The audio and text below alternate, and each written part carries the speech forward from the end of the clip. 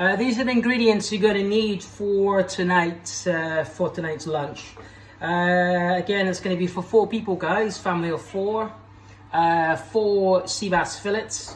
I'm going to show you how to prepare them shortly. For the crushed potatoes, we're going to need some new potatoes, or if you can get your hands on Jersey Royals, some olive oil, some butter, surprise, some shallots, some lemon, and some asparagus. That's the ingredients you're going to need for tonight's dish of pan-fried sea bass with fork crushed potatoes and asparagus. Hi guys, welcome back. Real quick one tonight. It's a really nice day. I want to get back in the garden and finish off my rosé. So a really quick supper tonight. Going to do some pan roasted sea bass with some fork crushed new potatoes or Jersey Royals if you can get your hands on them. And I'm just going to cook a nice little bit of new seasoned asparagus with that as well. But again, guys, really simple. I'm going to walk you through the process of how to cook asparagus really nicely and keep all that flavour within that asparagus as well, rather than boiling it in 10 litres of water and all the flavour and all the goodness is lost.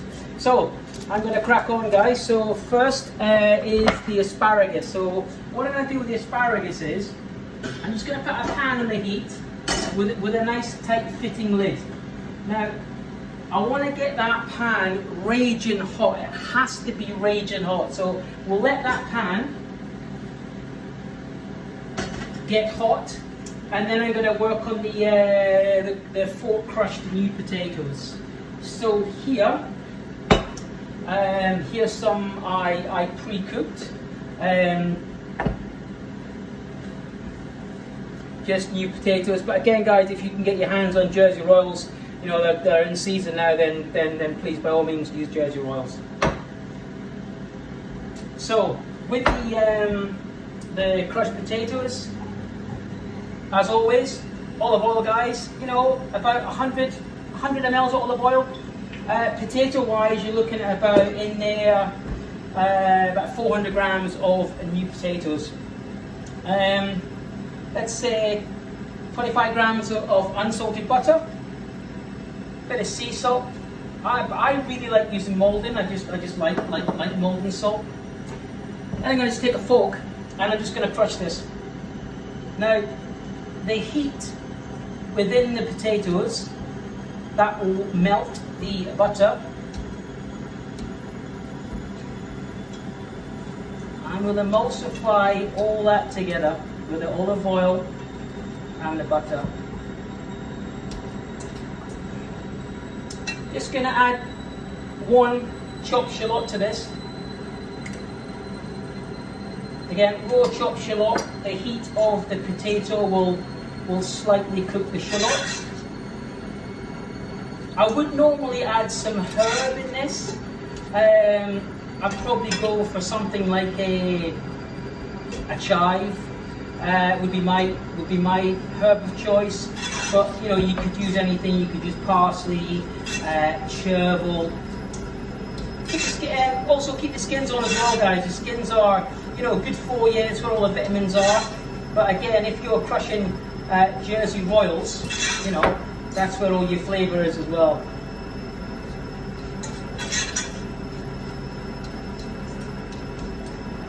So. Lovely, crush, crush, crush.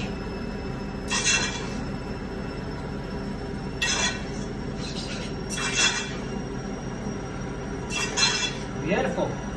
I'm just going to add a touch more olive oil, just a little bit. You can always add more, but it's very difficult to take out.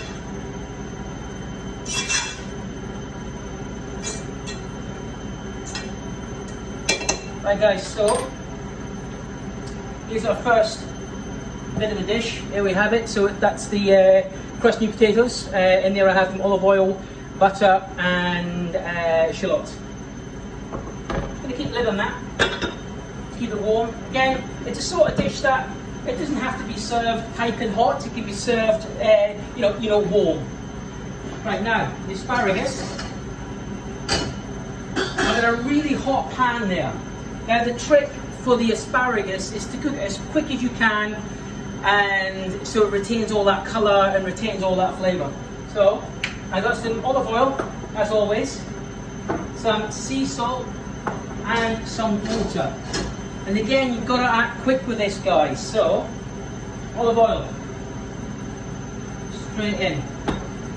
Asparagus, straight in. Sea salt, straight in. Water.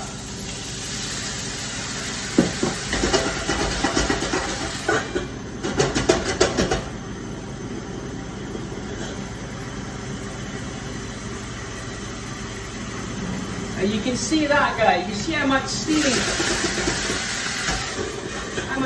coming. A little bit more water.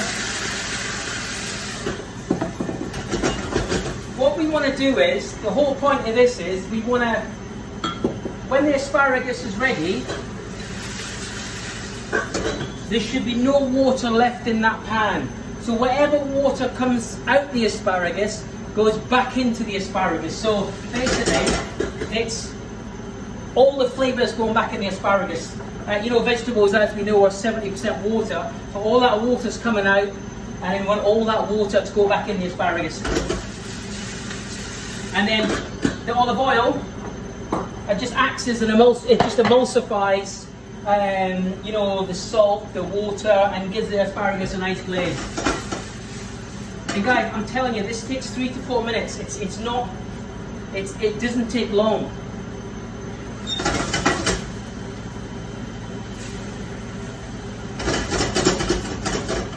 And guys, this smells lovely. It smells really, really nice. And it smells like asparagus, if that makes any sense.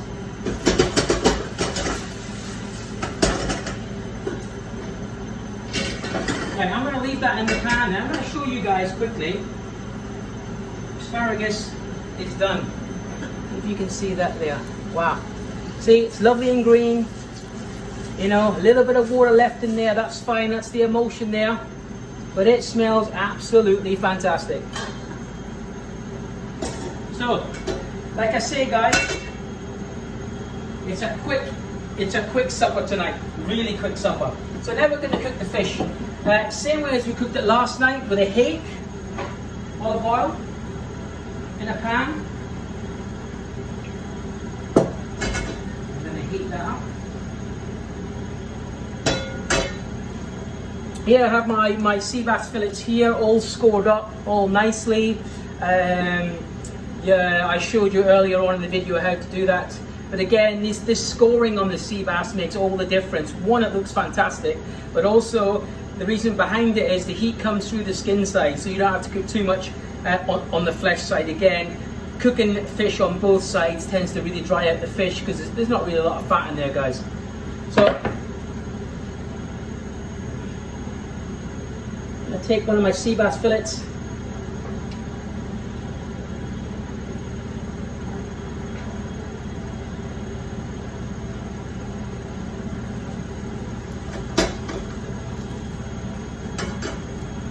And then put it in the pan.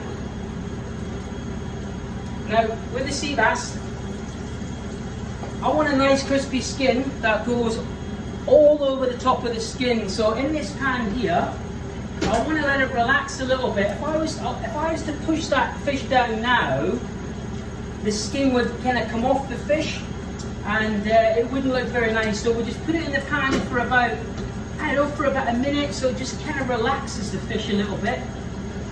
And then we'll just take our fish slice, and then just gently squeeze it down. You'll feel it give. We just want that sea bass to be nice and crispy, nice and golden.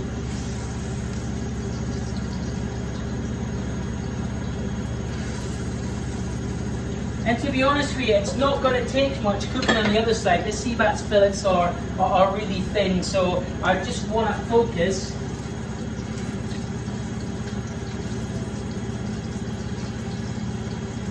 on getting that skin crispy. So I'm going to start to plate up. Again, this is for 4 guys. I'm just going to do it for 1 just for the video. So we're going to take some crushed potatoes.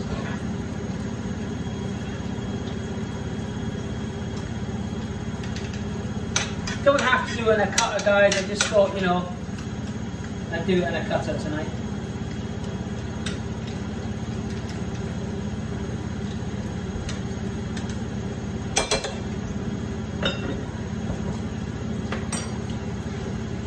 Let's check on the sea bass. Sea bass is coming nicely.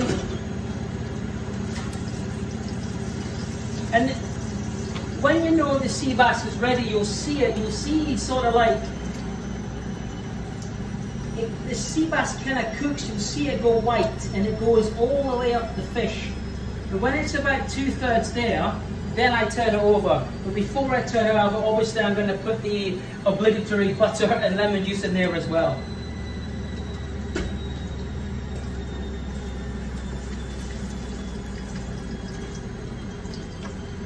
So, cut her off the crushed potatoes. I've got my asparagus here, which looks fantastic.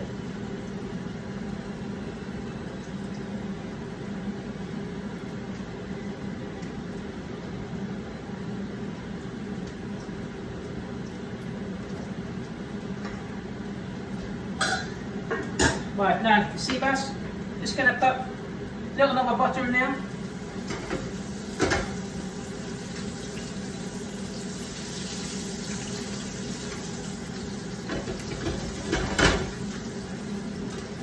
Obviously when the butter turns to vermouthette, then I'm going to add my lemon. Turn it over and then nappy the fish with the butter. So that's it forming nicely there. Lemon juice goes in. I'm going to turn my sea bass around. And then just show the fish some love. Show it some love, guys. That's it. Just nappy that lovely lemony vermouthette all the way around the sea bass. Just going to let that rest 30 seconds.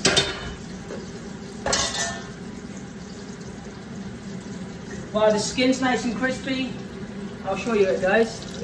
The skin's nice and crispy, nice and golden. You see the lines on the sea bass that we scored earlier.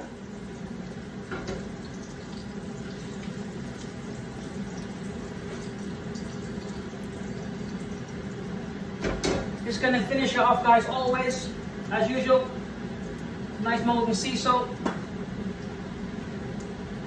And just a little bit more olive oil.